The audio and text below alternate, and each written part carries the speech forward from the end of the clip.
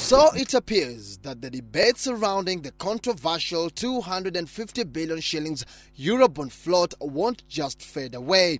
In a move aimed at demystifying the matter, the Kenya Private Sector Alliance organized a platform at the University of Nairobi that saw top government officials and economists engage in a debate to shed more light than heat. All this Eurobond money ended up being the international reserves of the central bank. Yes, I plead absolutely guilty to being involved in the Eurobond. And it is here that the unanswered questions and concerns on the Eurobond issue were raised once more. Our thinking at the Institute of Economic Affairs, with all due respect to the capabilities in the Treasury, they have not done a good job. According to the participants, there was a failure to genuinely and convincingly inform the public about the processes, terms and even parties that were involved in the Eurobond transaction. We owe Kenyans, including these people here, an apology for not saying things as they are.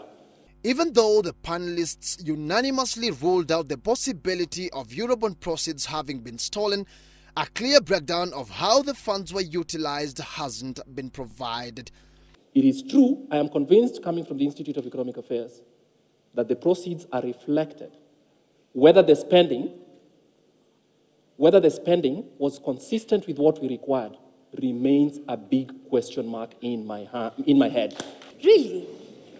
Thank you. Then, I think your question, can I paraphrase your question? We are going there. Even then, the debate was not short of its fair share of drama. At one point, one of the students, having been accorded time to ask a question, seized the chance and poured out her heart, faulting the government for having failed to tackle issues head on. They were jailed for some few days. And she relentlessly pursued the panelists and audience even after her microphone was turned off. Some of the investors present were not amused. She received an applause from the participants when she took her seat, and it was clear that some lessons had been learned. Your case remains unconvincing, which doesn't mean some money has been stolen. It means you have not been coherent. So don't shut people down. So I've taken the message loud and clear, and we'll have to work on that. We have a vision.